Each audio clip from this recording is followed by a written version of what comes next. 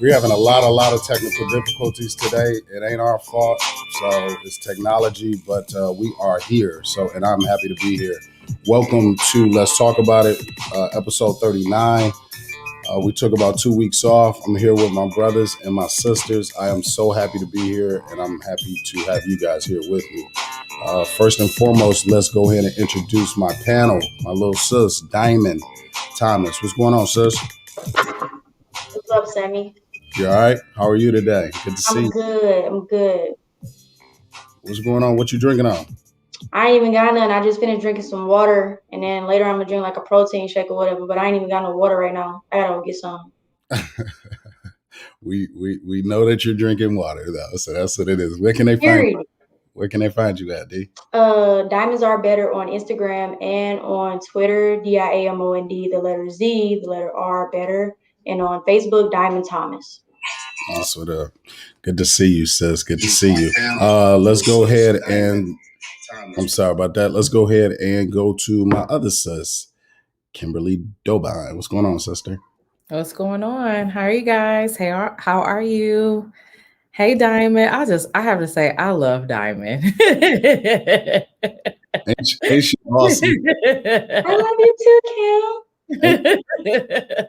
Ain't she awesome? Yes, little sis. What you drinking now? So I, of course, am always drinking water, but I am taking a quick break from my detox, and I'm just drinking some Dr. Beakerman that I like to get from Trader Joe's. Okay. Nice wine. Trader Joe's got a great selection, man. I love Trader Joe's wine, and of course, they didn't have any McBride sisters. Oh yeah, they haven't had any for a while. So, which one did you go to? I go to all of them. I literally go to all of them, and yeah. So apparently, everybody is buying up all the McBride sisters now. So, that's a good thing. That's a good thing. That's what it is. Well, good to see you, sis. It's always good to see you. Where can they find you at? You can always find me at passionpopular.com. Make sure you guys check me out there. A lot going on coming up this spring, summer. And of course, on Facebook and Instagram, you can find me at Kimberly M. Dobine, or of course at Passion Popular. That's what it is. Thank you for joining us, sis. I appreciate you. My other sister over next door to us in Chicago, Illinois. What's up, Candace Castillo? Hey, how is everybody? Good to see you. I love that sweatshirt you got on. Thank you. A&M versus everybody, always. Thank you for support, always. So, what you drinking on? Our resident mixologist. They are selling Belizean rum in the Midwest again, so I just got me a little Belizean rum and Pepsi. That's about it. That's what it is. Where can they find you at?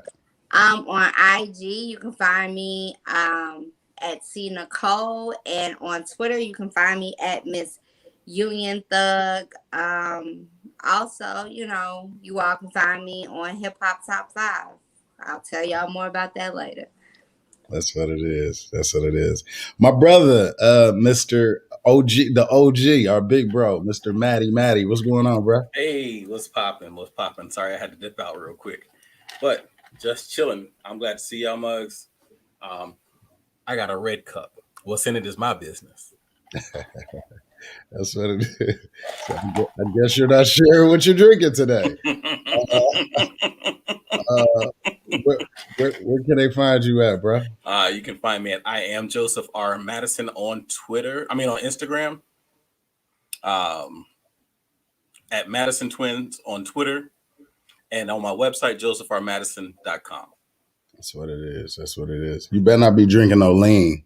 That's all I care about. New York.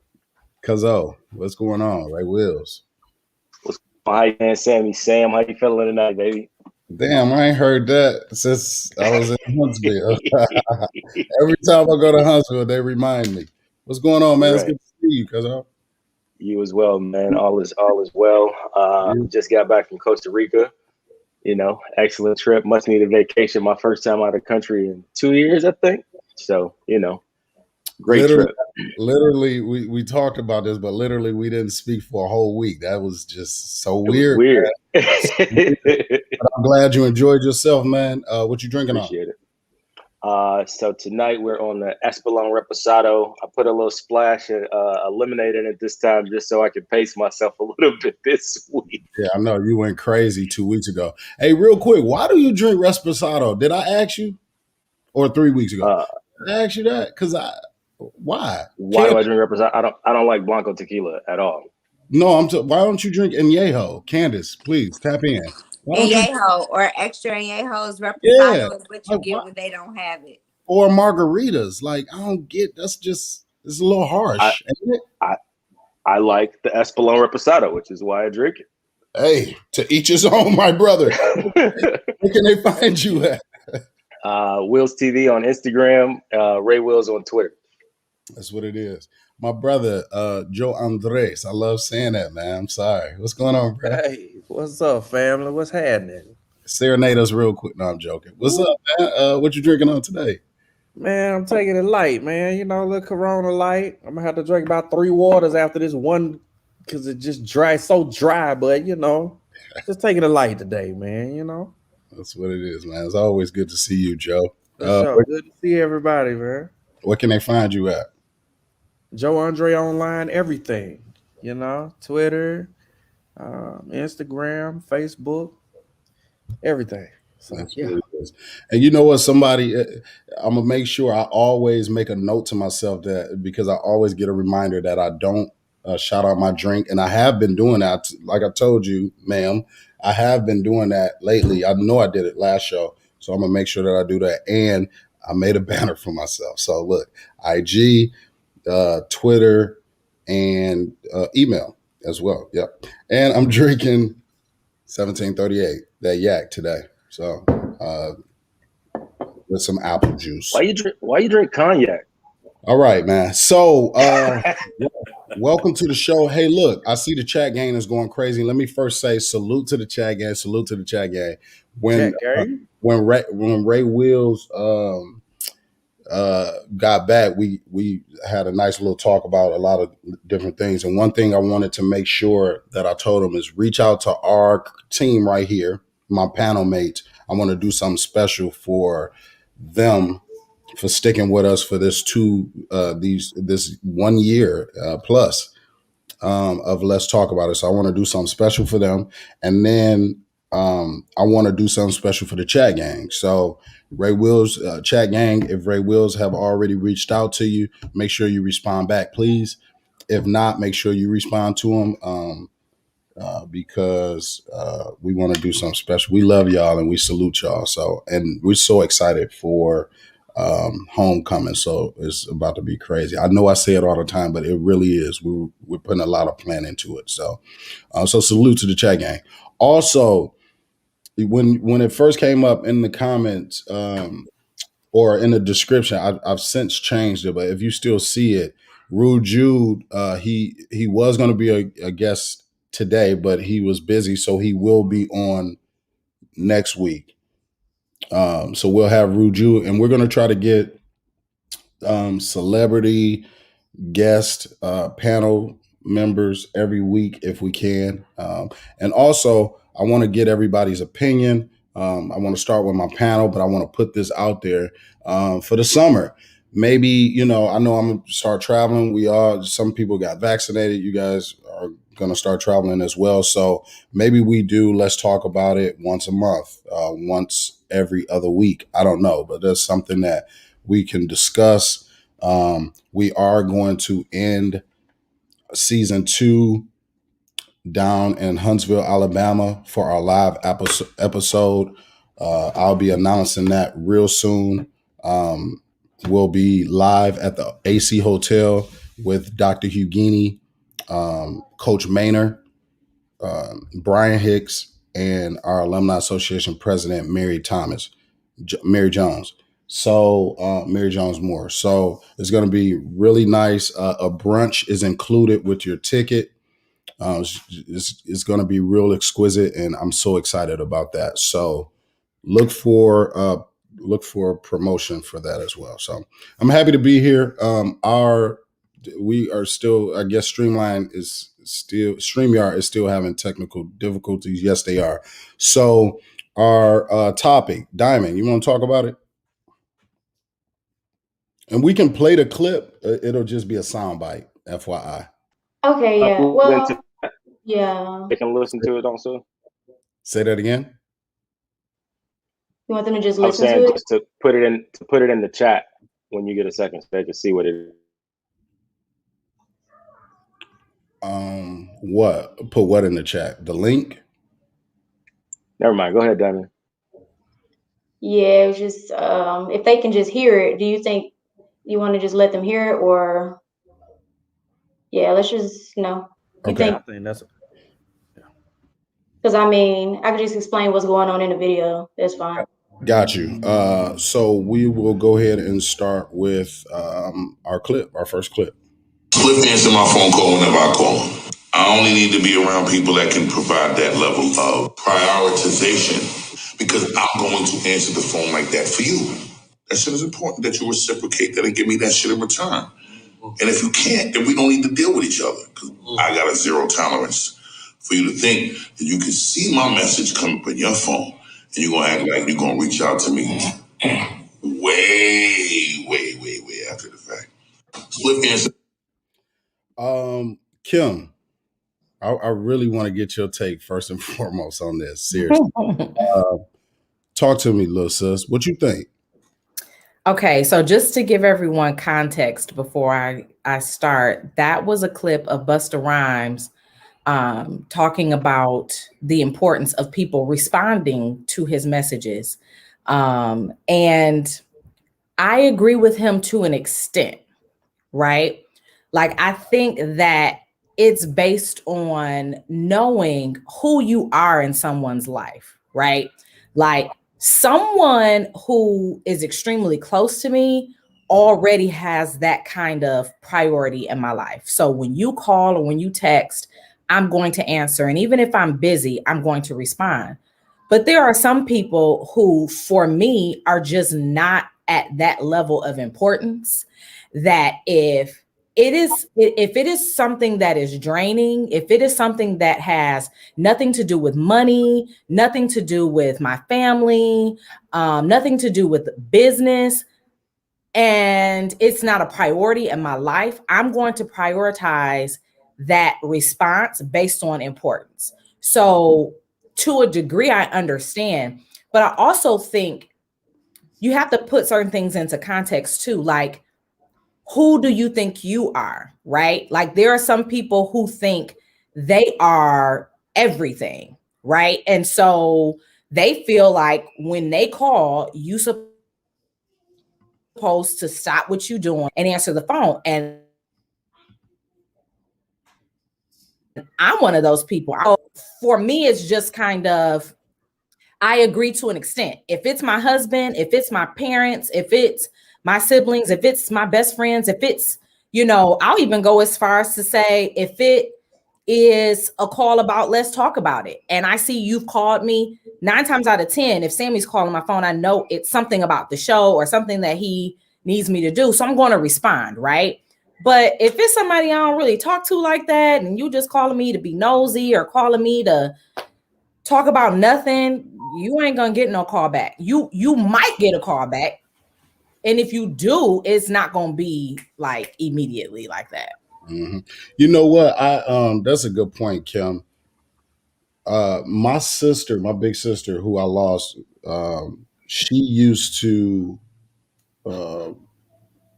always. She was just like you. It's like don't. And I used to hear her say it. You know, I don't answer calls for people to just talk about nothing. And I remember that, and I always respect the person that's on the other line. I don't never want to call nobody about nothing. Exactly. That's why me and Ray get into it so fucking much. I'm dead serious, because you do not answer my calls when I need you to answer my call sometimes. And it pisses me off. You know it. It pisses me off so much because you probably ain't doing nothing. But you don't know that though, cuzzo. But you don't know that. And you get so mad. He's such an asshole, Doug, that he won't even, like, I can call Sammy back. I can call Sammy back in 2 minutes. He'd be like, nigga, I don't even know what I want. I don't even remember. I don't like, also, you have to take into context that people have lives too. That everything doesn't always revolve around what's going on. Like I have a joke that anytime something's funny, like funny as hell, when I try to call somebody, like when I'm like laughing hysterically, they never answer the phone. Right. And then when they call me back, I'm like, it ain't even funny no more. Don't even worry about it. Right. Now that's just something funny, but I'm saying it's the same. It's the same. Like the way I feel about something being funny is the way you feel about whatever it is you're trying to talk to Ray about in that moment. But you have to think in that moment, he may be tied up into something that's extremely important to him because he knows your relationship. So if he's not answering the phone, one or two things are happening. Either he's not in front of his phone or he's doing something that he can't answer the phone. Right. So check this out. So hold on, wait. So know that who's going to call you back. Let me tell you. So there are times I am doing something. I still answer the phone and say, "Yo, cuz, I'm doing this. I'm gonna hit you right back." And he can see it in his face and hear it in his voice. He get mad at that too. So Sammy, it's you, brother. You just like Sammy is definitely a bust of lines. Like Sammy is definitely. My dad is like that. Like my dad will leave aggressive voicemails. Like you ain't gonna answer the phone. I'm not calling. I'm like, that's the thing. I'm not even gonna leave no voicemail. And a lot of times, if you see I call and then you don't call back and you call back 30 an hour later, I'm not even gonna answer the phone. I'm good. I don't. But is that fair though? Like, is that petty though? Because I guess I might have been in a meeting. I might have been in a meeting about some money that you can't give me. So if that means I gotta call you back in an hour, you're gonna have to wait an hour. It doesn't mean that you're not important, but whatever's in front of me at that moment is more important than answering the phone. And to your point, Kim, hold on, Sammy. To your point, it's not even about just whatever's important in front of you at that time. It's about how am I allocating or determining what I need to do with my time that gives me the priority. I know I need to execute a series of hold on, Sammy. I know I need to execute a series of tasks and I have a set amount of time to do it. Everything else is secondary. Exactly. You right, Maddie. I just feel like what I'm saying is important. But you're not the most important thing, Sammy. And that's what I'm learning, y'all. I'm learning. Yeah. You gotta learn 50. But Sammy, baby, look, real quick. I want to say this, and then I want to say this, and then I want to go to Candace, Diamond, Joe Cross, please. First of all, Danielle Brooks, good to see you, sis.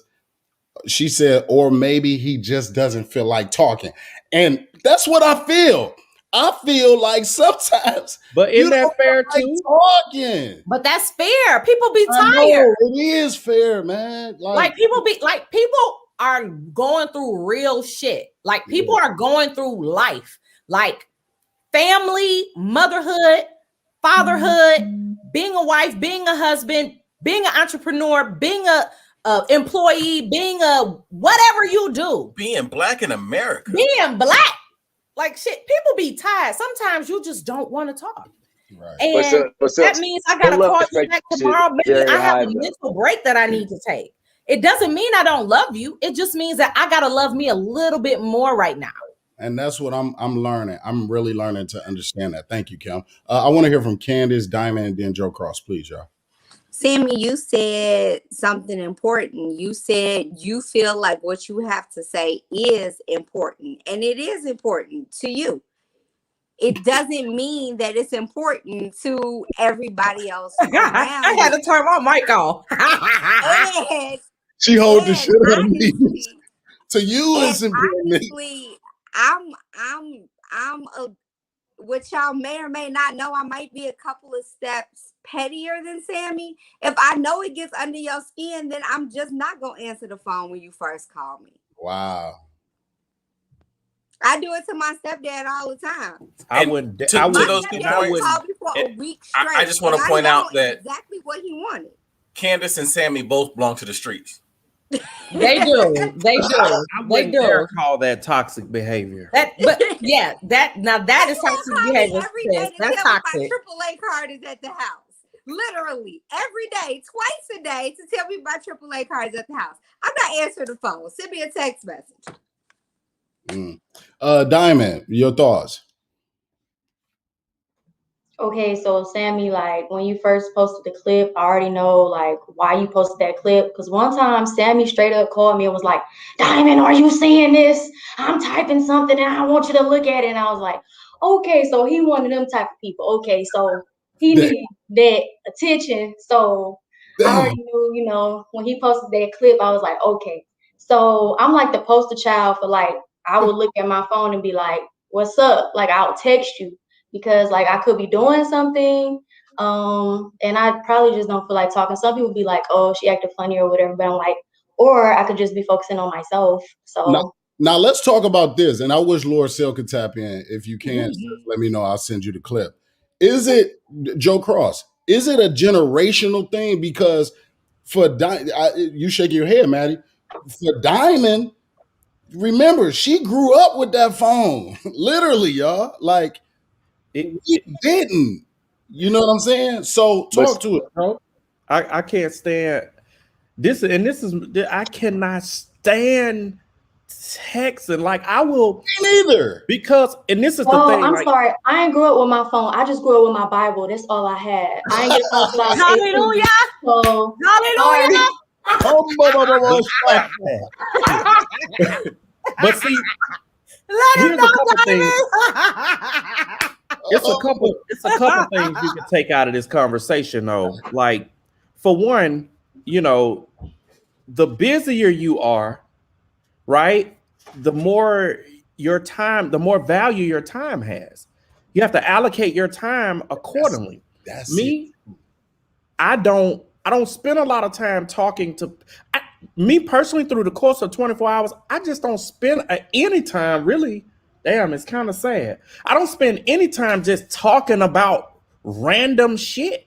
Like, you know, and I have very little time for it. Let me just say this as well, Sammy. You my brother and I love you, but you're an egomaniac, my brother. Come on. Just a tad bit, because, you know, I have a brother who never answers the phone, right? But I hate texting. Because something that would take me literally 3 seconds to say, now I got to spend 10 minutes texting, waiting on a reply. I just rather call, say what I have to say, you respond, and hang up. Like, but that's just the generation I come from. The whole texting thing to me, I hate. I actually feel the exact opposite way. Hold on. I agree, Joe. Hold on, Joe. I want to ask you a question. Ray, you can go. But first, I want to respond to something you say it first, Joe. You said some people are busy. And Ray knows this. I'm super busy. My name, Ray, what time do I be up in the morning? Like literally, like bro, I am super 5:40 sometimes. And like, so from 5 to 7 is my me time. And sometimes I get messages from him. But because I'm literally handling business. I got 1, 2, 3 cell phones, real talk for all I am super busy. And that's why I feel like when I call, I I got so much to do that I'm just you got one for the plug, one for the load, and what else? Hold on. So that was Jesus has the main line. That Jesus Christ. That was the answer for that about being busy. Like, that's why. Number two, what do you mean by I'm a egomaniac? Please explain. Like, can you give me an example, tangible example? I accept it. I accept it, but can you give me an example, please? Well, this is an example. Okay, basically your perception of your reality. Real quick, can somebody send Lord Sale the link if y'all don't mind? Somebody doing it right now. Your perception of your reality and what you have going on, you might have a tendency to project that on other people. Nobody else asked for that. Like the busy energy, like sometimes literally I don't even answer the phone because I simply just don't feel like talking at that moment. Gotcha. You know? And thank God you felt like talking because you've always answered my call. So I mean, but sometimes it's every blue moon, but it's with certain people too, because like I know that you're business. I'm business. That fits into my energy, my frequency. That's right. If it's somebody just talking about what he or she said or did, I don't have time for that shit. That's what Kim said. And I get that. She understands that, okay, when bro calling, I know that is something important. And I think, you don't call me about foolishness. I never will. But if you do, you know I'm going to cut it short. Hey, Sam, I got to go. Correct. Like, you never had to do that because I've never called you. And again, I learned that from my sister. Exactly. I always remember, like, I'm gonna never call nobody just for nothing. Like, that's a waste of time. So, Dart, what's up, bro? I see you had to get up. I'll wait till you get back. What's going on, bro? What's up, big guy? Man, thank you for joining. I hit the hold on.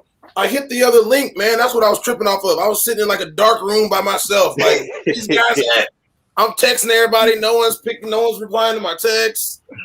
I had your back, bro. I don't answer everybody's phone call for real. No IG starlings.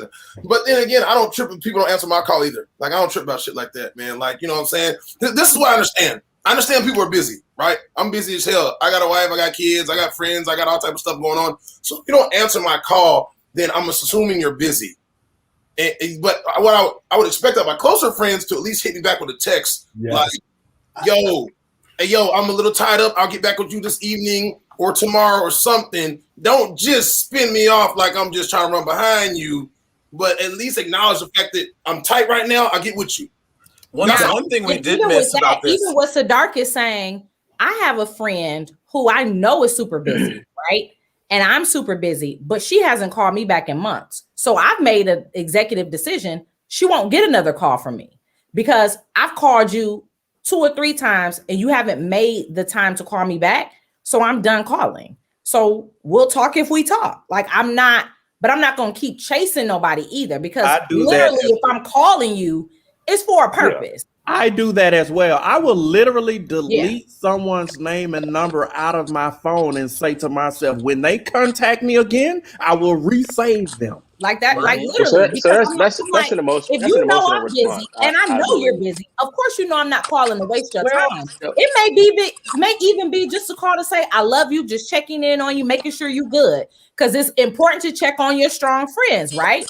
But if you're not gonna call me, I'm not. Listen, I'm not gonna keep calling you. So I'll see you when I see you. And no love lost, but I'm not. I don't chase nobody. So Kim, for me, I think it depends on the person, right? Like I got friends that are extra busy. I have friends that are so busy that once a week call sis, how you doing? I usually call their secretaries to get on their calendars just for that. And absolutely. But 2-3 months, no call back, I'm good. I had to do that. But what I will say, it depends on a friend. My friends that I love a lot from elementary school that grew up to become bar stars, you don't call me back in a month or 2-3 months, then we got a problem. My friends that are elected officials and they are my actual friends and you don't call me back, let me call your chief of staff. Let me figure something out because it's a difference. Absolutely. But I'm saying exactly what you're saying, but I'm saying that in knowing that you're busy, I'm giving you grace, but my grace is only going to go so long. Like I'm important too. Agree. Like my thing is I'm important too. Stop acting like you that busy that you can't at least, you can text. Hell, you could text me and say, sis, I know I've been meaning to call you. I love you. I'm going to call you. Let's plan a lunch date in 2 weeks. But say something. Don't act like you didn't see I called 2 or 3 times. That's right. It could be anything. Because you know I'm not calling you with no mess. There's an underlying message that's missing though. So if I talk to Candace, I'm going to ask Candace, how does she prefer to be communicated with? Or Ray Wills, I'm going to ask him, what's your preference? Do you prefer that I call you, text you? What's your preferred method? Because I want to be amenable and not be overbearing. I want to make sure that the message is clear, because there's got to be a sender, but that message has to be received. And I want to make sure that that communication stream is clear, because more often than not in this era, we talking about getting this money. We talking about this bag. We ain't talking about no bullshit. Or we're talking about setting someone up to get straight. Absolutely. But Joe Nettie, you know what my thing that irks me though? When you see I called you and you haven't returned my calls, but you all under my Instagram and Facebook pictures comment. I hate that. Dondi, you got time to be on Instagram and Facebook, but you can't shoot me a text. I got your message. I'll call you next week. Man, where you at, Dondi? Tap in real quick. Hey, that's look, and that's another thing too. I'm a communicator. Like don't text me you see I call and then you text back. Like that's so. I do that consistently, Sammy. So that's what I'm gonna say. Like, I'm not even going to respond to the text. That would depend on what I'm doing, though. Like, if I'm leaving, respond to the text. Hey guys, you know life existed before cell phones, right? And people were still friends, and people were still cool with each other. They were probably. He's talking to you. That's why I say forget texting me, call me back. You saw that. I feel you then. You're saying when I'm available. You saw that I call me back. Don't. That's fair. So Sammy, everybody doesn't look at it. Everybody doesn't look at it like that. So I don't want to communicate like that. I'm saying that's you, and you can feel that way. But what I'm saying is that some people, and I'm one of them, right? Like I was dating a chick a couple years ago, and she was like, "We haven't talked in 3 days," and I was like, I just talked to you 10 minutes ago. And she's like, no, but we haven't talked. And I was like, oh. And like, so the level of expectation was just, it was different from what I was expecting. Was it one of those chicks from the video? Was it one of those chicks that were at the apartment the other day? Yo, did Lord still? The chicks from the apartment. Dark, let it go, please. I sent it to her. The chicks from the apartment. I don't know what you're talking about, Sidara. The orgy party you were having. Remember when you had that big orgy? Whoa, nah, that wasn't me. Hey guys, nobody remembers that. Never mind. Sadark, focus. Hold on, real quick. I've never seen Sadark not see hide a diamond this fast. Okay, real quick, Candace. I text already. Mind your business, Joe. Okay. All right, let me mute. So I'll just mute. Candace, when you said that you were, because Laura Sell is having a hard time, what did you end up doing to get in? The link that Ray sent out is the right link. The link that you sent wasn't. How though? Okay, can you send that link to me, cuzzo? Because Laura still need it. That's so weird. That's correct. The link you sent out, Sammy, had me sitting in the dark room. That's so weird, but everybody else came on, so that's so weird. But anyway, send it to me real quick, cuzzo, so I can send it to Laura. I got you. It's in her Facebook Messenger inbox already. All right, check your Facebook Messenger inbox, Laura Sell, please. Real quick, go ahead, Candace. I do have a question for people though, because I'm gonna admit something. So I'm very bad about reaching out to people. So people I love, people are my friends. My friends from A&M can tell you that. Like, you might hear from me twice a year. So I'm very bad about picking up the phone or even texting on something that's not a birthday or a holiday. Are y'all good at that? And if so, how? So I'll take that one. So I am fantastic at maintaining networks. And a part of it is is I have everybody's birthday. Like when I ask you when your birthday is, I put it on my calendar. And like people that like do anything with me know, like if it's not on my calendar, like it kind of doesn't exist, right? So like that's how I keep track of really everything that I do. And I just wanted to also say this, that something to what Sammy said. In my defense, Sammy doesn't call me for nothing, but Never. I do talk to Sam. Never, but I do talk to Sammy 4 or 5 times a day, so I can't always get there in that moment. But because you do get upset, even if I pick up the phone and say I'm busy, I'm gonna call you right back. You don't like that either. So there's really no win for me. Ray Williams is not your child. He's a grown man. He has his own life. You're right. You're right, Joe. You're right, man. I'm gonna do better, cuz I'm gonna do better, like straight up. No, but you don't have to do nothing different. Just don't get pissed off at me, because you'll be legit mad sometimes when I call you back. You had that scowl on your face. You know the one that you got right there. That one. That's also a beautiful thing to have, though. Like like that's your person, right? Like my cousin Sharon is my person. Like me and her talk all day. But when I say I don't like talking on the phone like that to most people, but she's my person. Like that's the person that I call and talk about everything with throughout the day. Or she's the only person I'll say I consistently speak to throughout the week, right? Everybody else is kind of like either text, group chat, or, you know, maybe once a month or something like that. So that's a beautiful thing to have, that person, that relationship where you have that person that when something comes up, whether it's a business idea or something you want to run by them, you have that. So it's a blessing. But yes, Sammy, you got to give them a little grace sometimes. You know what I mean? And so the other thing for all you parents with toddlers, when your kid has your phone, they don't tell you nothing about my daughter. She will send you the voicemail. My daughter has sent Sammy to voicemail several times. Hold on, Deesa's son. What's up, Deesa? Deesa's son often will answer the phone and be like, "My mama's asleep," or my mama doing something. I'll be like, "All right, Austin." One time I called Deesa. Hold on. One time I called Deesa. Little Austin was playing the game. I said, "Austin, let me speak to your mom." Wait, I'm playing the game. He literally kept me on hold, but like I'm like, dog, you're not done playing the game. No, I'm almost done. Like this little boy, Deesa, you know that's true, right? So, or he'll answer, "My mom's asleep." Like what? Right. But that's what's up, man. So let's wrap up this comment or this conversation into the next. Also, go ahead, Don. What Daniel Brooks was saying about depression, like sometimes when people don't answer, they just may be going through something that may be a sign of depression. I know some people go on shutdown mode and they just don't even communicate it. Like they don't feel like saying like, "Hey, I'm depressed right now," whatever. They just call back and be like, "Hey, I'm sorry, I was going through this," or somebody like, "Oh, my family member died and I just couldn't talk to nobody." Yeah. So it's important to like just keep that in mind, you know. Yeah, that's what's up. Salute to you, Danielle. I pray that none of my friends, I think that's the reason why, and all of my friends can attest to this. I always send a text or call and just to check on you.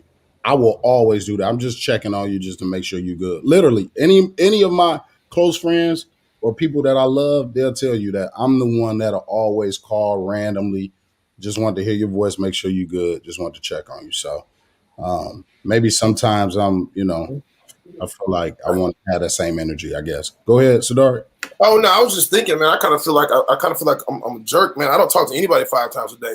Like no human on this planet do I talk to 5. I need a Diamond. Do you want to talk 5 times a day?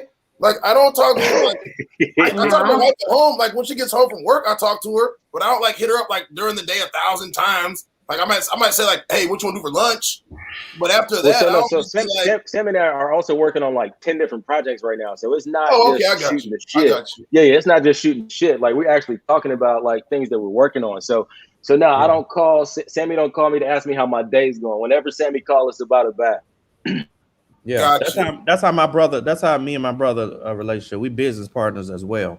So it's always stocks, always marketing, always something.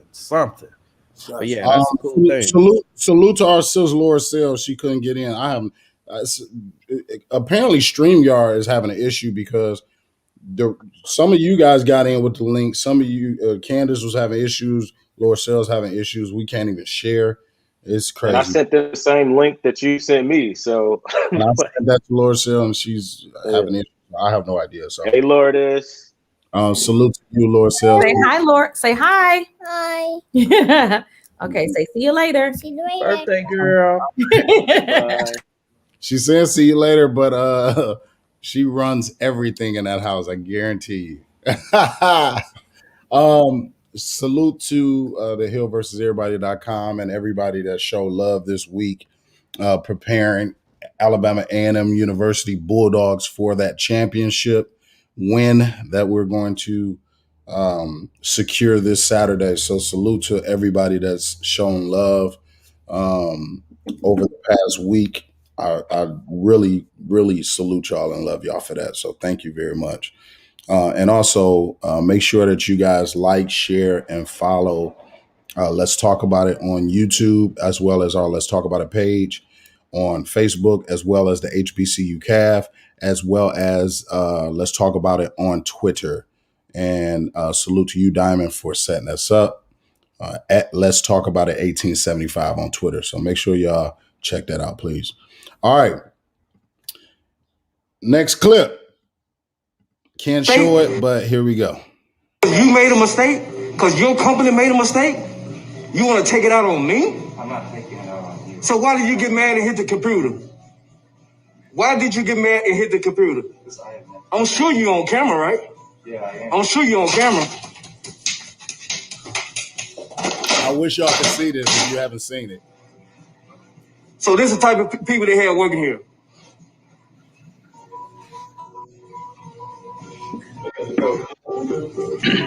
So he basically crying. He said, I got to go. So basically what happened was, if you guys have not seen that clip, this must have happened in the South, I believe. A black gentleman was at the counter of a hotel. A white gentleman was behind the counter. Apparently they got into it. He started recording him. When he started recording, he was basically chastising him. Kind of something that I would have done. I'm going to be honest with you. That's probably how I would have been like, damn, this is the type of, you know what I'm saying? Apparently, though, this triggered the young man. At first, when I first looked at it, I made a post on my personal Facebook page and said, dang, is he acting this way because a black man is talking to him this way in that tone? Or is he like having a mental breakdown? And I got a lot of feedback. I also posted it in the A&M All Class Reunion page and the HBCU CAF, and got a lot of response. Thank you, Ray Will, for posting the link in the comment. So check that out if you guys have not seen it. Let me get your opinion. Sadar, you saw that clip? I didn't, man. I'm actually checking out the link as we speak. I'm in the comments trying to peep it out right now. Hey, check that out real quick. I want to get your opinion. But Joe Cross, let's start with you. Joe, Diamond, Maddie, Candace, Ray, and Kim, and then Sadar. I'll just say this, man. Most of the times, you know, when you have these mass shootings and these people come, they come Swiss cheese the place. It ain't got a lot of times it ain't got nothing to do with race. You know what I'm saying? It could be mental issues. A lot of people are suffering from mental instability, man. A lot of people are in positions at their jobs in certain authoritative positions that they just shouldn't be in because they aren't stable in the head. And it could very well be a race issue. There's no way to really truly determine that. So I can't really speak to that. But just judging based off of the clip I saw, it seems like he was battling people battle stuff at home. I mean, it seems to me like you know, it's mental. Although let me just say this, I hate when the media always uses that for the white shooter and never uses that for black people when they get shot. You know, so I just wanted to throw that out there. But in this case, it could very well be something going on with the dude, you know, psychologically. And the reason, Diamond, before you go, the reason why I posed that question originally about it being a black man talking to him, because I've seen white people literally, you know, look at a black person or whatever, like, how dare you talk to me like that? You know what I'm saying? I've seen that tons of times. So it's possible for sure. Diamond or Candace or Diamond, which one? I feel like in that instance, there's no way like I would have continued because in the video he proceeded to go around the counter and continue to record the guy. I would have been gone because you just never know what's next. He kept asking him why before he even started recording. He said that the guy hit the computer in the first place. So it's kind of like I don't feel like that is what necessarily triggered him. I feel like whatever happened before that, like, was already in motion. So in those instances where I have seen people act out like that, you need to leave, you need to exit. Don't continue to record them. Don't continue to try to figure out why they're doing that. He said, I have mental health issues, whether that be true or an excuse. He's explaining to you what's going on. And as soon as he starts to cause more self-harm, him, her, whoever, you need to go. I feel like we just need to be more sensitive, not even necessarily to the other people and their mental health, but like protect your own self because you see that they're obviously not even thinking about you or whoever else. You need to go. That's just my take on it. And I do think that, yeah, if he said it, I believe it. If he said I have mental health issues, I believe it. That's a good point. That's a good point. Protect yourself more importantly than anything. We're not even thinking about that. My man probably, and again, I don't know the situation, but it may have been so embarrassing to my man and he didn't realize that. And you gotta, take that into account. Ray Wills. So a couple of things. I think several things can be true at the same time, right? I think that he can have mental health issues. I think he can be uncomfortable with the black man speaking to him in that way. I think he, can suffer with things that we don't know. I don't know anything about his mental state or whatever, but clearly like self-inflicted pain is weird to me and, is a derivative of something that's going on. My issue goes back to what Joe Cross was saying, to where two things happen when we see things like this. One, the black community is extra empathetic for how this man feels, what he's going through, what his plight might be, and all of that. And I just don't feel like we have the capacity to really care. And I know this might sound insensitive, to really care about what the fuck is going on with anyone other than ourselves. But we do. So that's one thing. And then the other thing is to Joe Cross's point, like mental health is a universal need, right? Like everyone needs to maintain their mental health and I feel like we are uniquely isolated in not being afforded the same respect in that regard as everyone else, right? So when things happen in the black community, like poverty puts you in a certain mental health state, right? Like not having things, like fearing for your life, and all of these things affect your mental health. So when we talk about black on black crime or shootings in black communities, like no one ever talks about like the mental health aspect of those things, right? We just talk about, well, y'all shouldn't do it. If I read some comment on Facebook today that said, like, if we reformed rap music, it would end racism. I was like, it's just wild to me, like the grace that every other ethnic group is afforded that we're not, that we don't even give to ourselves. It's so annoying and sickening, but it is what it is. Hey, real quick, I'm putting this up. LB Silman. I'm not sure. I don't think there's a longer video, but I did want to put this up. Thank you guys for the love and support with our logo, which is a trademark logo, Alabama A&M versus everybody. But y'all could have waited, and we could have sent you guys it instead of using the blurry pic that you guys are sharing around. Thank you guys for that, but I could have sent you guys something that's a little bit more clear, but I really appreciate that. So if you inbox me. I'll make sure that I get that over to you. Kim, I'm thinking. Oh no, Candace.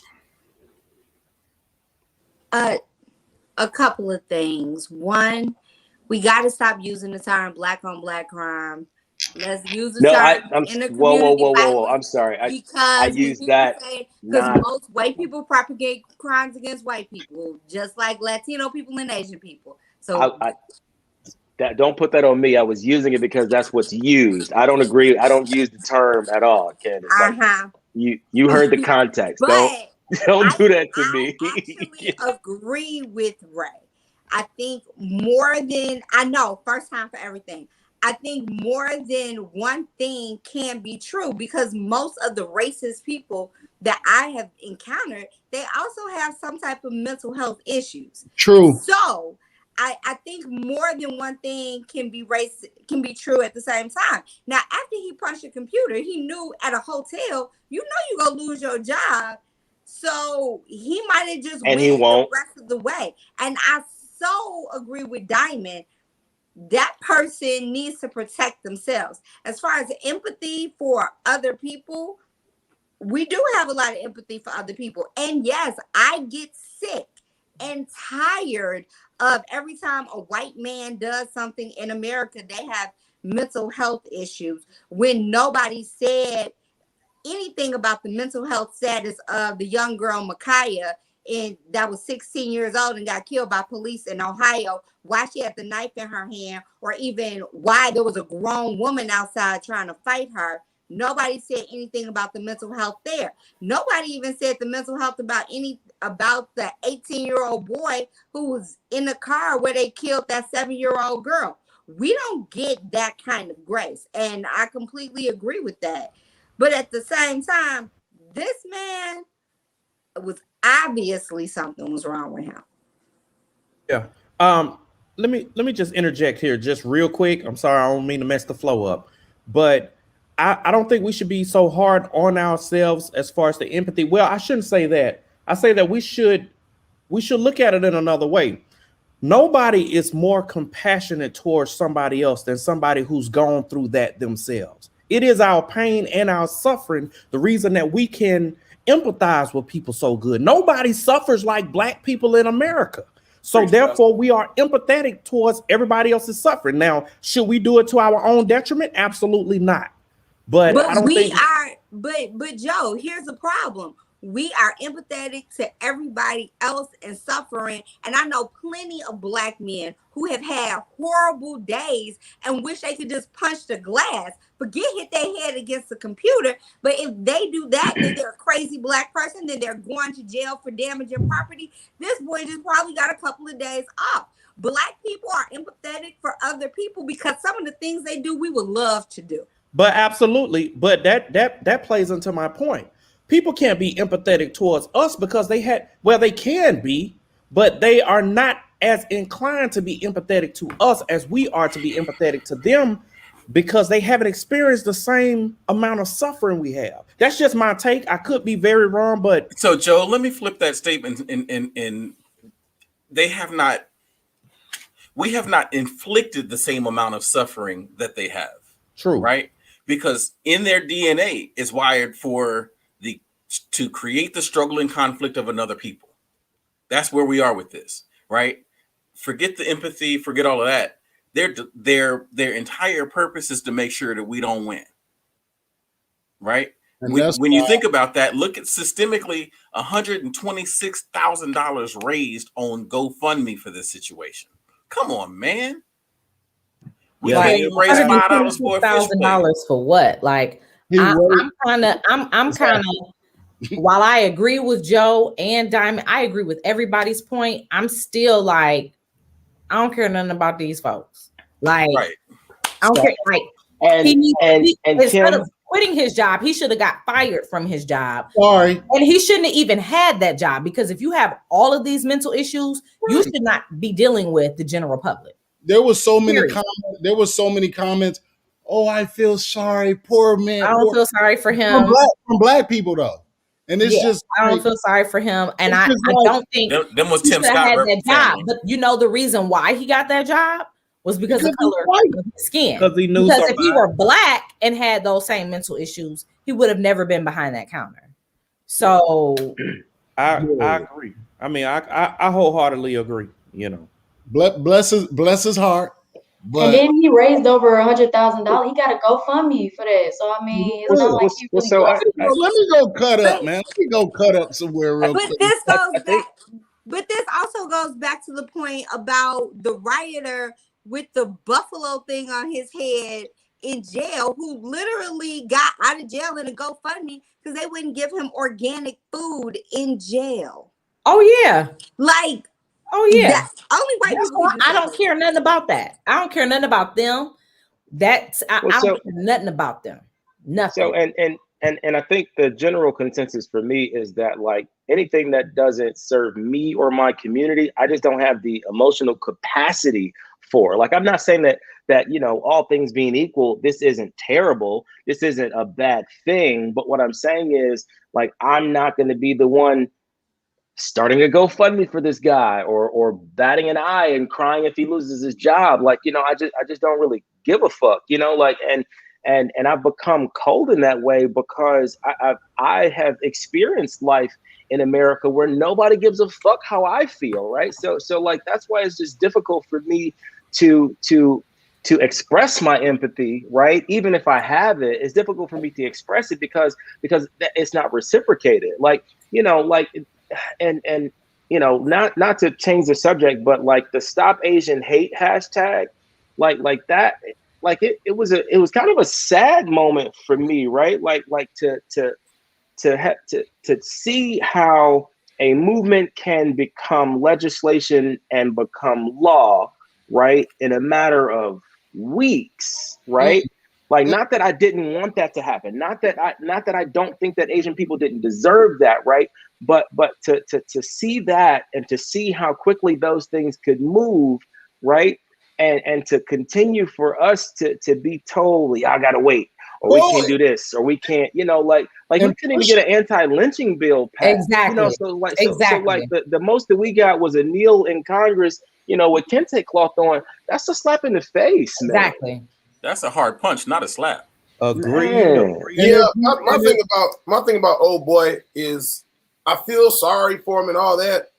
But also, I'm with y'all. Like, I don't have the space. I don't have the space to put too much energy into it. But I would say this: if you see somebody wilding like that, don't film that dude. Get the hell away from him.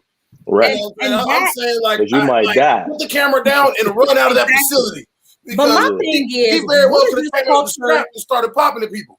But my thing is, and even to that point, Siddharth, what is this culture of everybody got to film everything? Like, I don't understand that. Like, what happened to there's an emergency happening, call 911.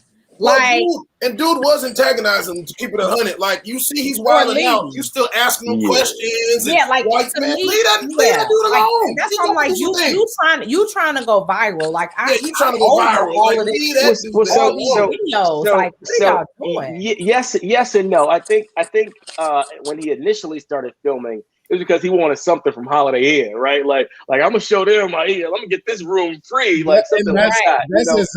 That's exactly why I will film. Like, I was in the post. I'm sorry, Ray, to cut you off. I was in the office a couple weeks ago, and when I tell you, Kim, you can attest to this.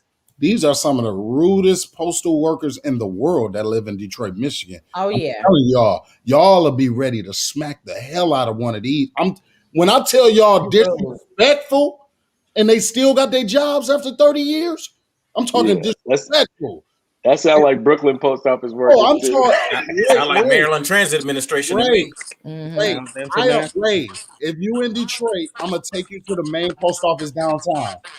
Now, they're my people downtown. Every time I go in there, they super sweet to me. Kim, is all of them except the light-skinned one that always, you know how you go down and once you come around the counter, that first desk, yeah, that overweight lady, yeah. When I tell you, I filmed her, Kim, because she so rude and disrespectful. I'm talking rude and disrespectful. And Can I ask a question real quick, Sammy? So I did pull out a camera for her, and that's what I will pull out a camera and be like, you know what? But did you send? But what's the objective though? Are you going to send it to? I wrote a letter. Like, what's the objective? Of course, that's the point. I wrote a letter and everything, sent the video and everything. She basically told me, soon as I came around the corner, I had all Alabama A&M versus here. I took packages this day to the post office, and she was like, "Do you need are those prepaid? Yeah, those paid for. Well, just set them right there. Do you need I need a receipt. Well, I can't get to you right now because what? Hold on. And then it was just a mess. So I did film for that. Candace, go ahead. Y'all know I'm a ride for working people. So I have a question. And this is a real question. How many counters are at that post office? The one in Brooklyn? It's like 4 or 5 counters, but it depends on the time of day. Okay. Sometimes of day it may be 4 people working, sometimes it may be 2, sometimes the main post office downtown is 9 counters. But it's never 9 people working. Never 9 people. It's never 9 people. Always like 4. It's always like 4 or 5 people. Yep. But do they get 9 people worth of volume of mail? Do they get who? It depends. Like some days I go in there, there's a line. Some days there's not. They're typically busy, but my favorite guy is Dwight. He's super sweet. Yeah, Dwight super sweet. Hold on. Dwight cool as hell. Hold on. Yeah. What was the question you just asked? I said, do they get 9 people worth of volume of mail? Okay. Can you say your point real quick? Because I want to respond to that. So my point is this: historically, in Black and brown neighborhoods, the post office has been underfunded, never funded adequately, never had the amount of positions, and through the Trump administration, it was made worse for the head of the post office. Now, what I will say is this. The post office used to be the way that especially Black men made it into the middle class. Instead of just criticizing the post office, and this goes back to Ray's point, instead of just criticizing the post office, what everybody needs to do is pull out their phone and send that video that you took and what everybody else has to say to their congressman, because the post office is never been funded adequately. Why they the working? Stars must have aligned tonight. You didn't agree with me twice tonight. I don't agree with you, but I don't quite. She don't agree. But my bad. Okay, cool. You're taking it too far. Hell, bro. Let me mute myself real quick. You're taking it too far. She don't agree, brother. Hey, look. The thing is, Candace, why are they working at the post office? Because people need a they damn want a job and they got good benefits. People need a job. Guess what? Guess what? Decent pay. Guess what? You better be able to handle them 9 people worth of period. If you can't, is this a mental health issue? Yes, it is. Remember, Candace, while I agree with what you're saying, my thing is this: I don't care what you do. If you are in a service-based industry, customer service, that to me means you need to be a personable person. If you are not personable, it doesn't matter if you got 9 people working, 5 people working, you're going to have an attitude no matter what. Hold on, Ray. And I don't agree with people just getting a job just to get a job. If you know this is your role, you need to switch it up. Maybe you need but to at turn the it post on, office, there's no consequence. And that service with the smile needs to be on when you work in service. Hey, Ray, all fall short of that. Ray, hold on. I'm about to let you talk. But listen, Kim, you got a point. Watch this. Can a cop you say, oh, this nigga just was he just was having a bad day. Clearly, that's what's happening. Fuck yes. Yes, absolutely. Bam. So it's the same thing. If you can't handle that job, get your ass out of that industry. And my thing is, I'm not saying you can't have a bad day, Because I've gone in there before and I've had one of the ladies give me an attitude. And I'm like, how you doing today? You all right? Hey, Kim. And she'll be like, I'm having a bad day. And I'll say, well, you know what? I hope your day gets Take better. your ass home. Give her a little encouragement, right? That's an off But day. my thing You having a is, bad day, that's an off day. you cannot treat the next customer poorly because you had a bad experience with the customer prior. Wow. Everyone is entitled to a great experience. Can I jump in? And I'm saying this from somebody that worked in management, worked in customer service, worked in retail, worked in my even in finance. My roles have been customer service based. I have had to deal with clients. I have gotten cussed out by clients and then had to get on the phone and be on for the next client. So I don't believe you're gonna be rude. Ray, I always let you finish. Let me finish my point. I don't believe in being rude just for the sake of being rude. And sometimes people in, whether it's the post office, working at Target, working at McDonald's, are just rude to be rude. And I just don't feel it's necessary. Yeah. And the thing is it's accepted. So they just gonna do it. Let me go. So Kim, my bad, babe. But my point that I wanted to get in there was the reason why people in certain industries act a certain way is because there are consequences for those actions. And so there are no consequences as it stands right now for rude ass postal worker ladies. They're just not. They will be there when you go back 10 years from now, right? Absolutely.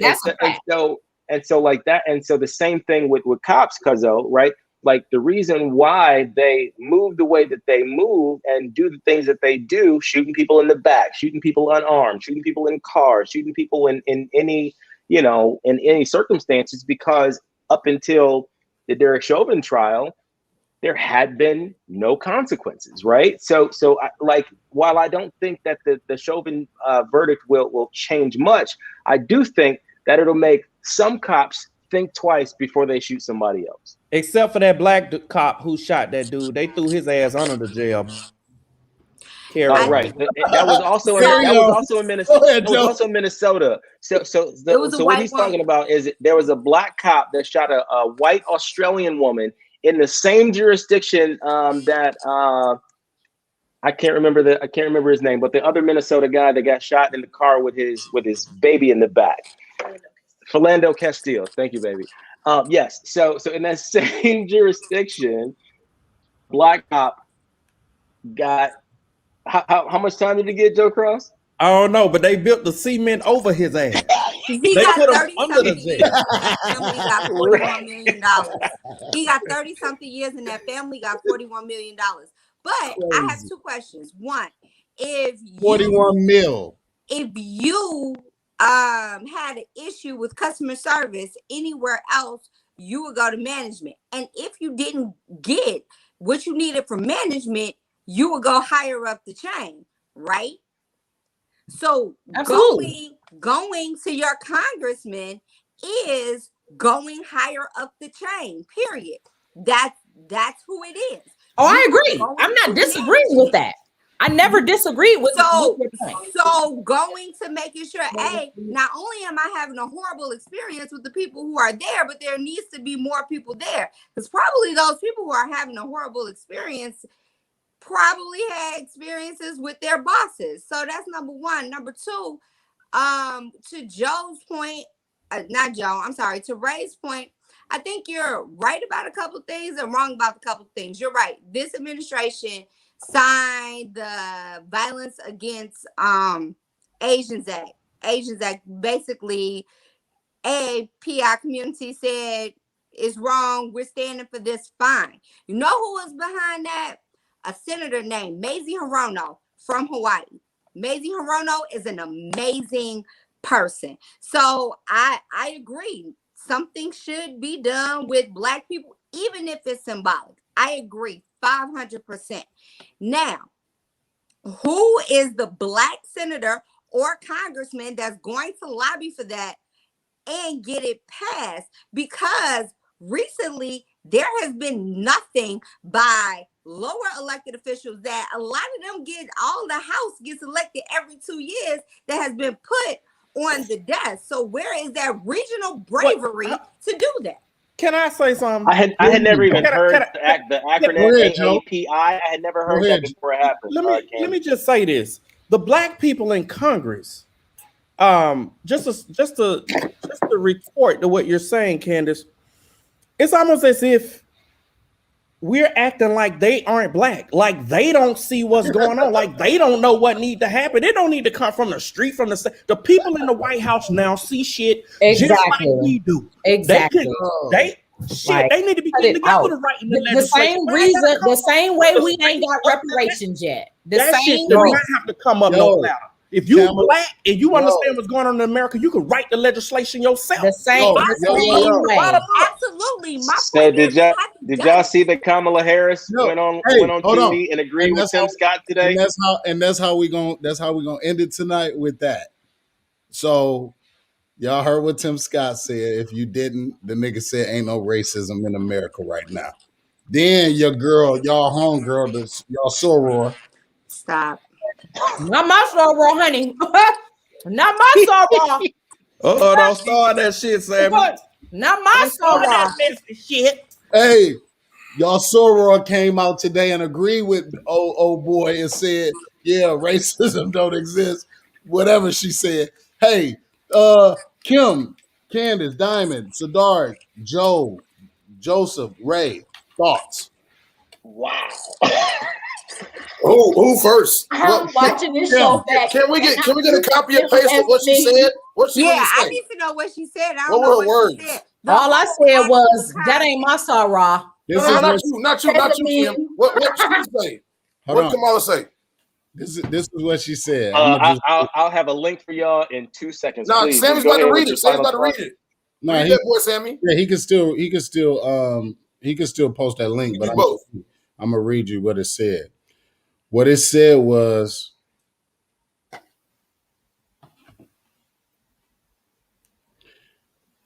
Kamala Harris agrees with Tim Scott that America is not a racist country, but says racism must not be ignored.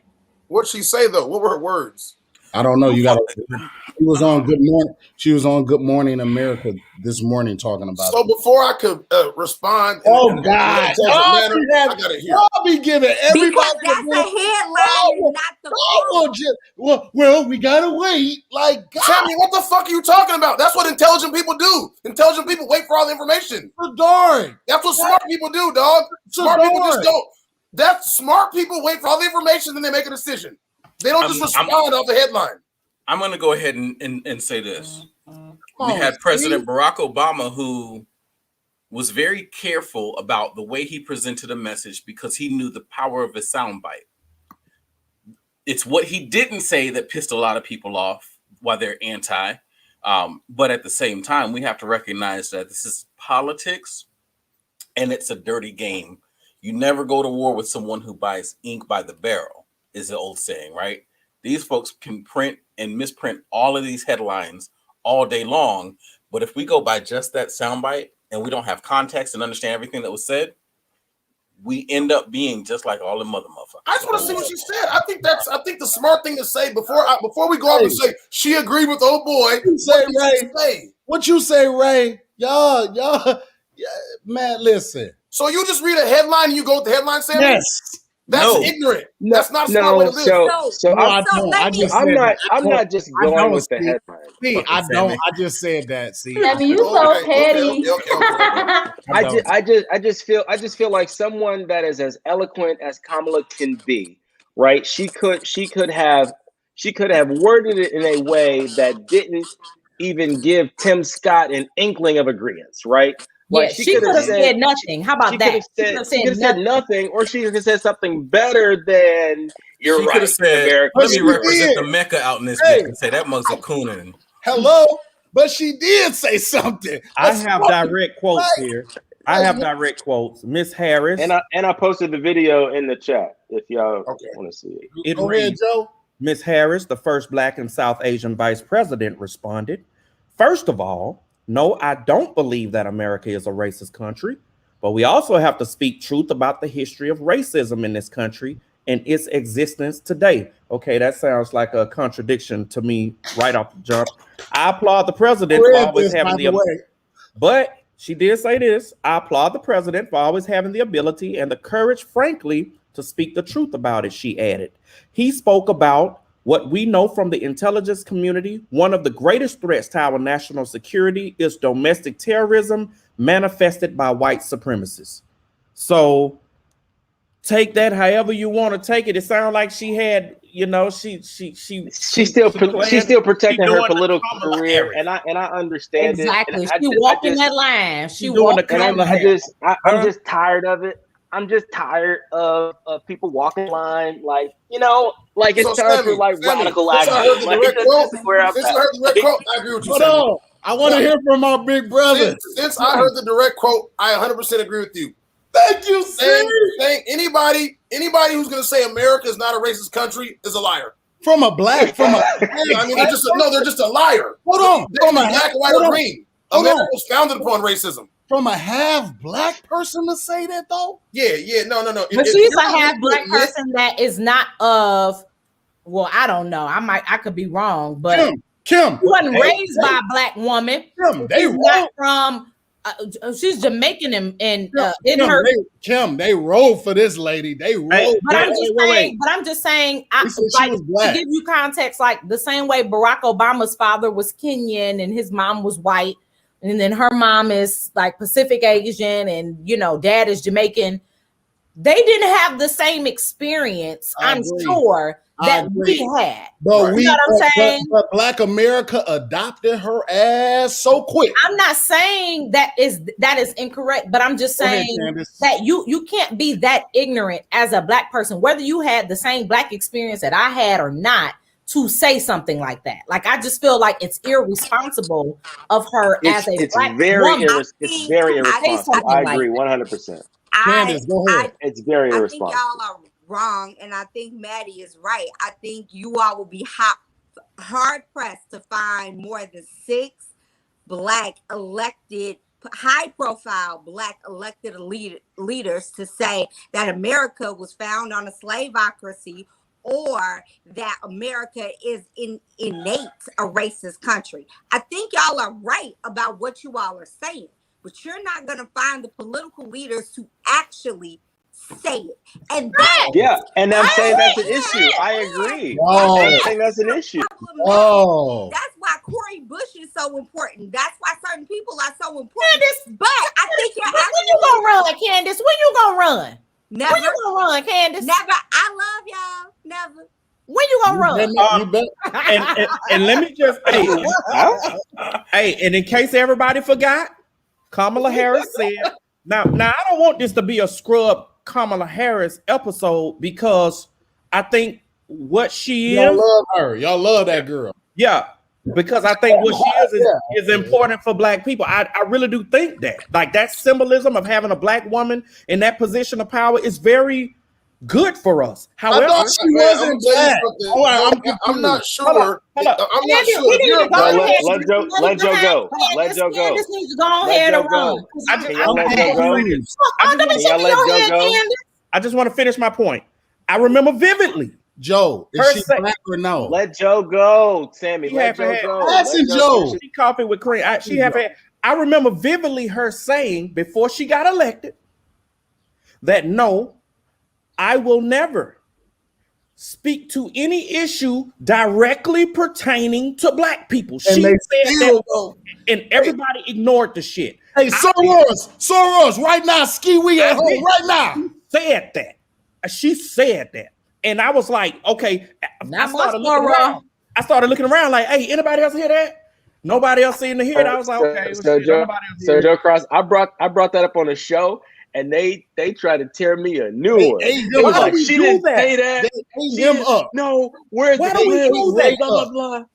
They I was ate like, they ate don't get me started on truth versus belief, because that's what we always do. If truth, our belief will always override a truth. Look at Alicia. I'll always accept her.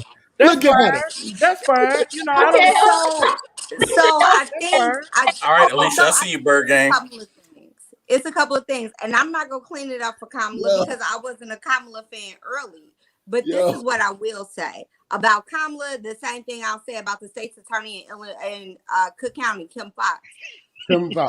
You had to start out as a prosecutor, which is basically the top cop, which most Black people who sit in those seats of power came up the rough side of the mountain, having to have those positions first. They were not all Cori Bushes and John Lewis and the romanticized version of what Black politicians are.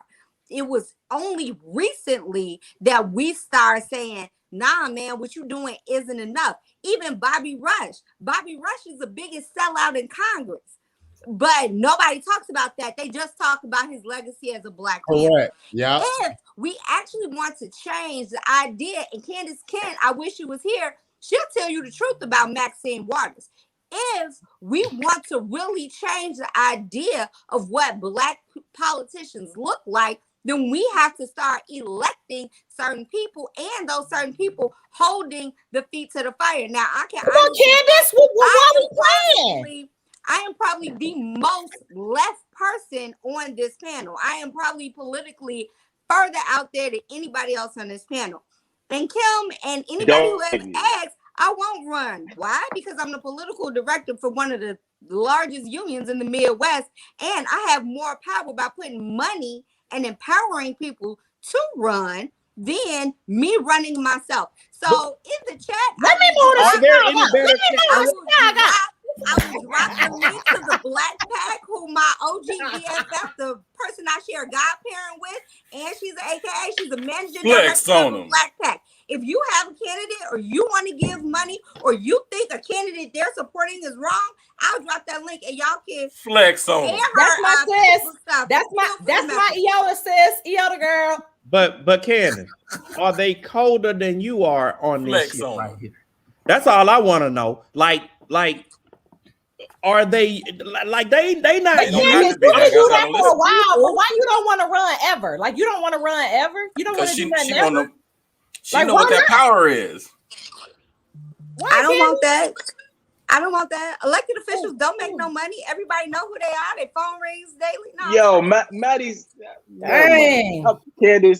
Candace, I don't want to hear it. I just have a problem. Even with Maxine Waters, right? Okay, Candace Kent has said some stuff about Maxine Waters. We choose not to believe it. We don't know if it's true or not. I don't know if it's true or not, but I won't necessarily say it's not true just because I like her so much. See, that's what we do as a people. Like, we believe shit over the truth. Like, man, believing is cool if it's true. Like, if she really a rotten person, then that's just the truth about her. Even if she's not a rotten person, the average age of a Black person in Congress is about 70. So even if she's not a rotten person, that's super problematic. That's facts. That's a long time. It's generationally problematic, right? Like, that's what you're saying. Like, she's not in tune with what we're going through now. And so I kind of agree with that, right? Like if you're 70 in Congress, like the shit that you had to experience and go through, and like your view of shit is very, very different than mine or someone younger than me. So yeah, but Candace, to your point, we need money to put behind younger candidates. You agree with that now? That's okay, so basically Candace gonna run. Okay, got it. I never said we didn't need money to put behind younger candidates. I said we didn't have to pay people to run. Paying for their campaigns. Not what we meant. No. That's not what we were saying. Paying for their campaigns means something else. I can run an aldermanic campaign in Chicago, and it's going to cost me an average of $300,000. That's an alderman. Let me check my Dodge token. How much it costs?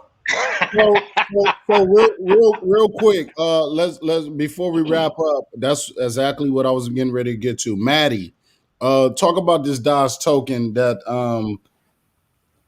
Listen, goddammit. I'm getting ready to do a lot of things because of that, and I'm thankful, and I thank you guys. Ray, I see Ray Wills jump the hell off. You know, he can't 16 banks, 15 states, 9 nations later. He'll explain in a minute. But go ahead and talk about this Doge token real quick. So real quick, everybody's probably been hearing shit about Dogecoin. Doge token is different. This our coin now. Imagine hijacking some shit and making it worth something. We done hijacked this shit and we're making it worth something. It ain't the same as a coin. It ain't the same as no what's up? I forgot about Bitcoin.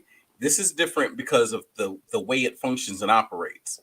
However, when our experts who are analysts who have been deep in this space say you should jump in and you don't jump in a week later, you jump in finally with $100 and that 100 turns to $2,000 in verifiable 2 weeks or less, you really might want to consider this. Right now, up under a penny, time is moving because there's limits, there's capacity, and we're trying to get as many people on this train as possible because it's going to go crazy. Elon Musk will be hosting Saturday Night Live and he'll still be pushing Dogecoin. Ray, hold on real quick. Before you go, Ray, he ain't lying. So salute to Dondi. That's our insider. I'm not gonna say an insider. I'm just say he got some knowledge. The analyst. The day that Ray flew to where did you go again, Cuzzo? Costa Rica? I went to Costa Rica. The day that he went to Costa Rica, Dondi sent me, Maddie, and Joe Cross and him a text saying, "Hey y'all, buy this right now. This is how you do it." He sent us instructions. We did it. I'm glad I did it. My little $90 is $5,199. Nah, this is from 2 weeks ago, right? 2 weeks. Me and Ray was having issues doing it. So I got on the phone, Maddie, I love you. You know I got you because you helped me set mine up. Joe Cross was already on. Dondi already on. Hey, Dondi up $160,000. And I'm pushing 6 myself. Why are you telling all that man business? He told me to tell you. Oh, okay. That's $1,000. Did you get a phone call after Joe Cross? No, nobody. They don't call us. No. In the Dogecoin, honey. Hold on. Dogecoin, the Dogecoin, honey. Ain't nobody called me about no coin, but that's all right though. Because I guess we not important enough. No, yes, you are. I will be looking for them to sponsor all Posh and Popular events coming up. Listen, yes, you are. That's why we're talking. Hold on. That's why we're talking about it now because it's not late at all. That's what Maddie just told So if I put $90 in, I'm gonna get $5,000 in 2 weeks. Hey, we ain't gonna say 2 weeks, but we still gonna keep pushing this shit till you might. Goddamn. Hold on. She might. What are you talking about? She might. So can I tell my story? So I'm on a plane when this shit comes through, right?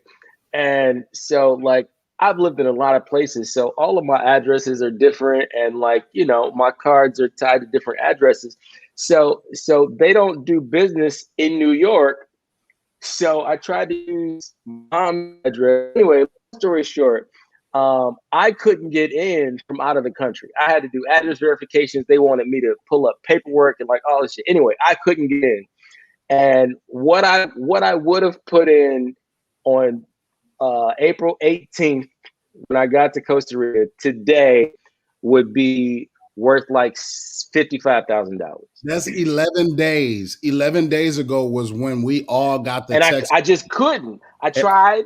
I gave him my ID. I gave him my But the question, nobody's answering the question that Candace asked, which is when you got the text. Let me just say this. Every other damn thing else in our group text, and y'all didn't feel the need to share that with us. Let me just say this. No. Joe, I'm about to let you say this. Okay. What I wanted to answer your question, Kim. Because I'm where the money resides. Kim, listen. Where the money resides. Where the money resides. Where the money resides. Hold on. Kim, the thing is Joe Cross and Dondi did make a post. That's what I'm telling you. I didn't say make a post. I said text us. But it was for the masses, literally. It don't matter. It don't matter because when y'all, I don't see everything on Facebook. I don't go on Facebook. Go ahead, Cross. Before you do that, Cross. Before you do that, y'all text me about everything else. I want to say one thing to your point, Kim. I didn't want to send out no text message until I knew how to work this shit. First and foremost, because I sat there on the phone and walked some folks through how to get this shit set up. That ain't my issue. That ain't my issue. Rob Hall. Go ahead. Rob Hall, you said, can someone talk about capital gain? You don't got to talk about it if you don't cash out. Keep your money in there. Keep your money in there for a year. Keep holding. If you worried about capital gains, shoot me an inbox message and we'll have a conversation with my accountants. This all I want to say. I talked to Kim. Now you on that list, baby. I ain't even know. Because most of the time when you talk to niggas about stuff like this, they acting like you're selling them Mary Kay or something. They acting like you're selling them life insurance or something. Niggas looking at you crazy. I ain't got time to be looking at Pastor Joe. Okay? Yo, you text me about everything else. Huh? You ain't gonna text me about where the money reside? I got you next time, Kim. I ain't even know you was there. But First of all, you was on the show when I said me and my husband make sure my daughter's college is paid for her. How you think we did that? Stop. I got to. From now on, I swear I'll call you out because I got another one. Stop playing with me. I got another one. I'll call you after the show, but check it out. People be acting like you really trying to sell them something. I ain't got time for that. Either you want to get this money with us or you don't.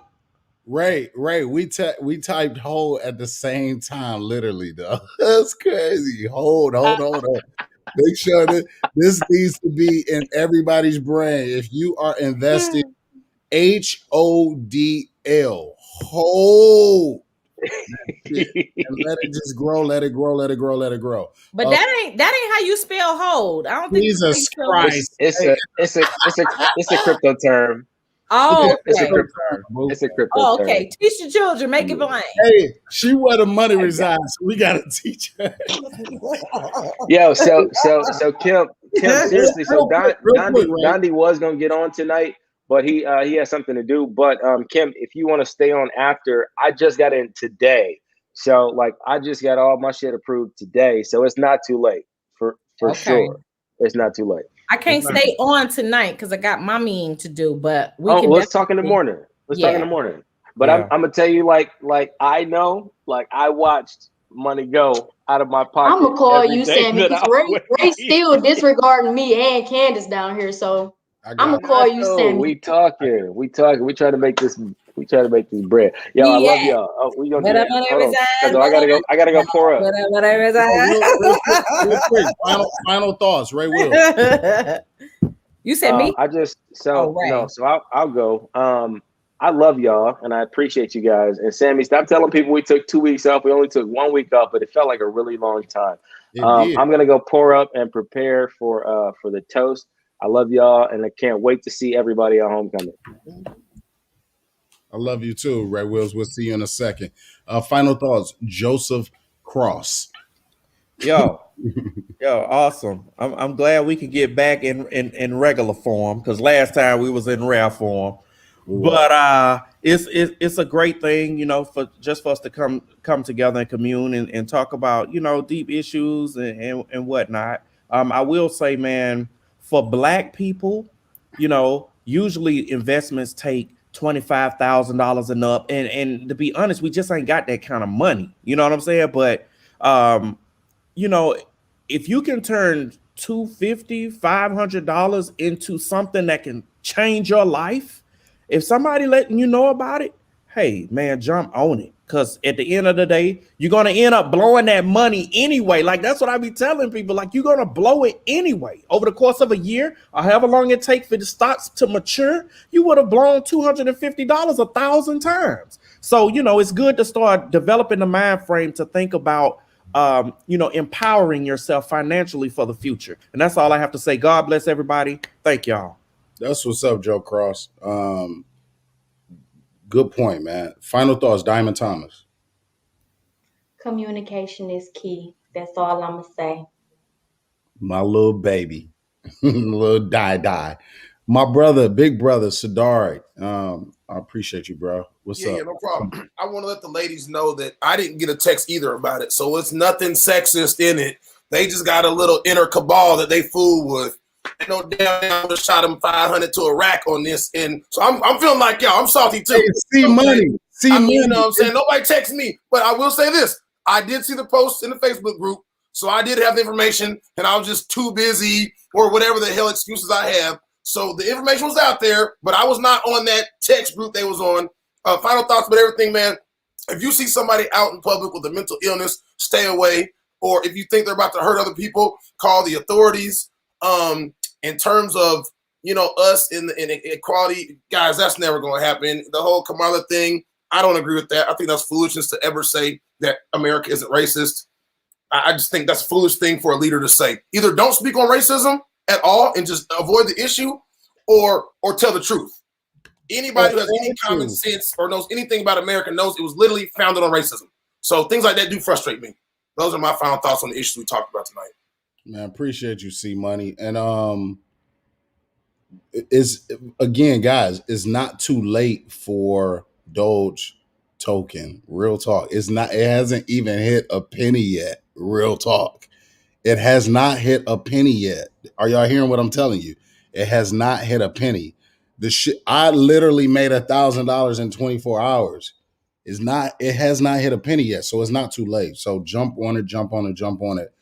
Maddie, matter of fact, go ahead, Maddie, final thoughts, and go ahead and talk about dodgetoken.org, please. So I'm getting a lot of requests for assistance helping folks get set up and shit. So I can't answer all of the questions. I'm not ignoring you, I promise. I got my hands full and I'll be like this, but I got to drive and shit. So go to dodgetoken.org. And if you still have questions after going there, inbox me specific questions, because I will build that page out around the types of questions that you have getting set up. Our mission and goal is not just to drive this shit to a penny, because we watch this decimal move a couple of spaces to the left, then a couple of more. We're not trying to drive this bitch to a dime. We're trying to drive this motherfucker to $1. And it's going to get there. And please hold on. Trust me. And we all about to be paid. I swear to y'all, like, this is real. And clearly, without saying too much, clearly Dondi knows something that we don't know. And it's working out for us. We approve. We're telling you guys. Joe Cross will tell you. Like, and to your point, Sammy, in 2012, me and Dundee were having this conversation when Bitcoin was less than $1. When Bitcoin first came out, I put $2,400 into a computer that could mine actual Bitcoins. At the time, Bitcoin was $30. And I saw one news report from China that said that they banned Bitcoin cryptocurrency over there in China. And I just dismantled the entire project. Right now, I could have been a kabillionaire. Yeah. Hey, real talk. Ray, I told Ray Wills no. I have right now the app, my Sicilian. So I was on Bitcoin back then as well. I have right now my Sicilian app. I cannot find my my passwords, all of the codes. I got Bitcoin right now in here, right now. They no good without them passwords. No good without the password. So I gotta go through my storage, find the password so I can get in here to get my Bitcoin, because it's a movie once I get in there. So salute to you, Maddie, and thank you for all of your help that you helped me with as well. Final thoughts, Candace. So just like it's not too late to exercise your financial muscle, it's also not too late to exercise your political muscle. Everybody listening in this group has laws that are being presented in your state houses and state senates now against protesting and voter suppression. 43 out of 50 states have it where they're trying to pass that. Find out who your state rep is and call your state legislator. So bad in some states, is in Kentucky and a couple of other states, if you hit somebody that's protesting, you won't go to jail, but they will. So, I mean, it's crazy. So exercise that muscle. I am on dogetoken.org right now because I'm about to exercise my financial muscle, but also exercise your political muscle. It's not too late for either one. Let's go, Candace. Salute to you, sis. For real. Final thoughts, my girl Kim. So, final thoughts. Rob Howe, my boy Rob Howe, chat gang, said, y'all better call me too, because I'm going to ignore y'all if y'all don't call me. But no, seriously, like, people have their own stuff going on. So just give people grace when it comes to communication. I'm going to do that. When it comes to mental illness, run, get help, but don't, stick around trying to figure out what they're going to do next. Because with mental illness, you never know. And, the Kamala situation, I just am a firm believer in it's best to just not say anything. If you don't have anything truthful or positive to say. So those are my thoughts on that. Glad to be back this week with my brothers and sisters. It's always a joy and one of my favorite times of week. And shout out to the chat gang for always making us laugh in the comments and keeping us lifted during this hour and a half. So those are my final thoughts. Yes. Did I get everybody? Ray Wills? I went first. You was first. That's what I thought. I got everybody. Sadar, you still there with it? Oh, he had to tap out. One thing I want to say before we close and before we do our toast, I sincerely appreciate each and every one of you guys. Somebody asked me, was like, hey, send me a message the other day and say, hey, are you thinking about changing the cast up again, joining out? If so, I would love to join. And I respectfully told them, we where we at right now, I will never change this. I will never change the family that we've built with Let's Talk About It. That's why for our show on Homecoming, our live broadcast, which is going to be at the AC Hotel downtown Huntsville on Sunday, there's a brunch and live broadcast of Let's Talk About It with our guest, the president of our university, Dr. Hugini, the president of our Alumni Association, Mary Moore, our athletic director, Brian Hicks, and our football coach, Coach Maynard. They all confirmed. So this is already confirmed. It's done. We're literally getting ready. We're in the planning stages now, and we're getting ready to roll that out for you guys. But what I told this person is there's no way at this point we can change. I can add. If anything, we'll just cease. The reason is because I love each and every one of you guys, and I appreciate everything that you guys have sacrificed since we started this at the beginning of this pandemic. I'm dead serious. From Laura Sale to Disa to Ezel to Candace Kent, Joe Murkison, Quentin, and then to my family who is here now, Sadarik, Joe Maddie, Joe Cross, Ray, Kim, Diamond, Candace, Dondi, and my boy Dondi, my brother Dondi, who is actually still a part our legal consultant of the group, a real legal. We literally sign a contract. He's literally that.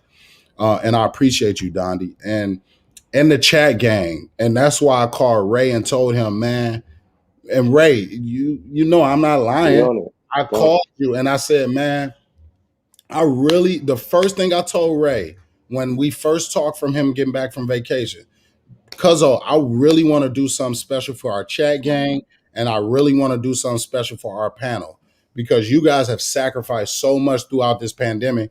And Ray even said, man, maybe, Cuzzo, we all getting busy. The world is opening back up. Maybe we just, do this thing once a month or something. I don't know. I'm just giving you the suggestion. Just for the summer. Just for the summer. So And let's talk to the summer, team. And let's yeah. talk to the team. And I'm gonna talk to the team and see how you guys want to do that. And I even suggested for the homecoming, and I'm gonna make this announcement right here. And I don't want to make anybody sad or mad or whatever, but homecoming, that'll be our last show. It'll be our last show is because we're gonna go out on top.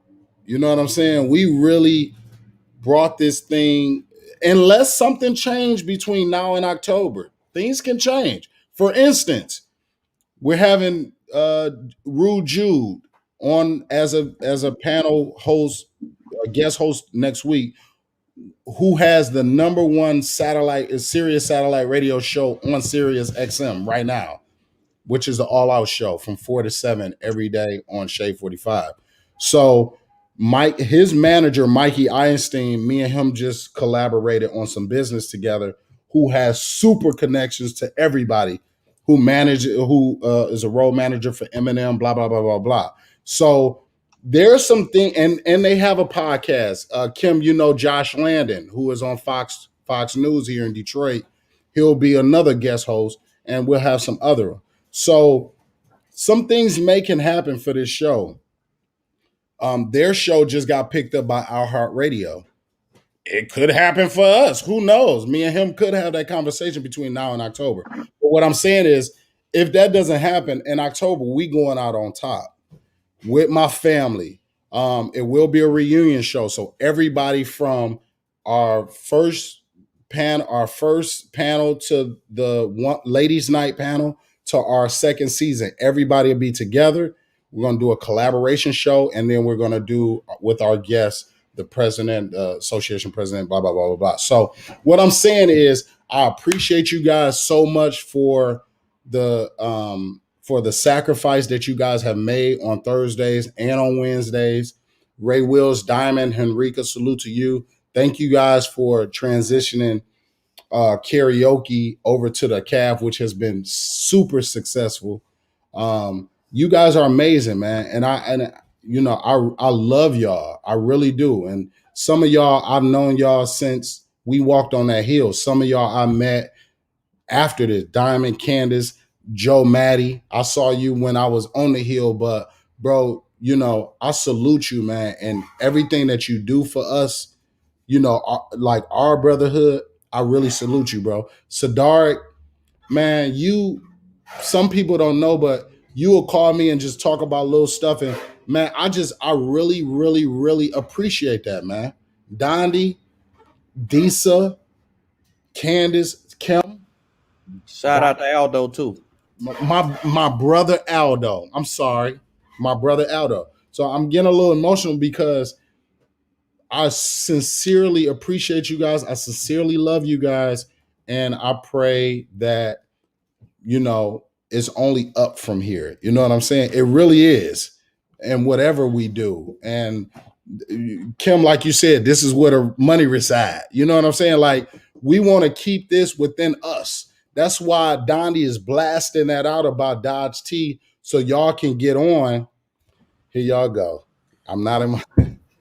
People talk a lot about doing the Lord's work. That boy Dundee is really doing the Lord's work, man. That boy, God is using that boy in some amazing ways, man. As far as finance go with Black people, it's amazing. Salute, Dundee. Salute. Ain't no line in this group. Ain't no line in this group.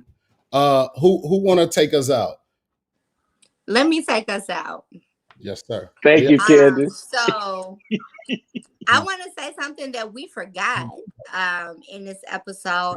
Happy 146th birthday to Alabama A&M University.